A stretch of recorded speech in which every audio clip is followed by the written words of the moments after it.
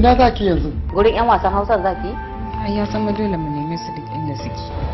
Na zama mata kamar uwa kamar uba, sannan kuma na yi wani kuduri a raina. Ta yaya za ka yanke wannan irin babban hukunci? Su ma yan wasan Hausan dai ba su da dai lissafi. A duhu. Ku ɗauka na yafe muku ni dan na yi kuka. Wallahi ban yafe muku ba. Ba laifi kika yi ba. Su waye wa laifi? Har za su bi shi aikata maya. Ni da suka zo suka yi min a nan ba dan Allah ya sa ina da jarumta na kaddamar musu Ke kika kashe shi? Kai ne, ni kuma? Zo ka nuna musu yadda muka yi masa. Inna lillahi wa inna ilaihi. To succeed in their mission, they must identify themselves with a man belonging to the underworld. Gudu Aduhu. Ai na ka samu kuɗi. Ni barawo ne. Barawo?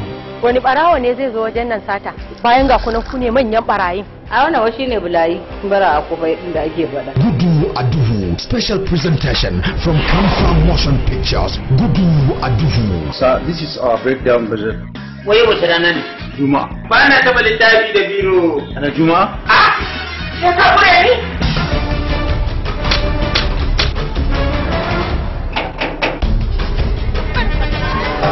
Gudu Aduhu. And now they are in terribly dangerous situation. Gudu Aduhu. Sumi? Wace ce Sumi kuma? Gudu Aduhu, wanted by the underworld dawn for so many reasons. Find out the reasons, what transpires, and the aftermath in this highly conflicting movie. Gudu Aduhu. Akwai wata magana da nake son in gaya miki wadda take cikin zuciyata. Kai dala, Allah, ba zo wannan magana ba tukunna. Tabbas in ya zo wurin nan sai ya raina kansa dan watakila ma har marin su zan iya yi.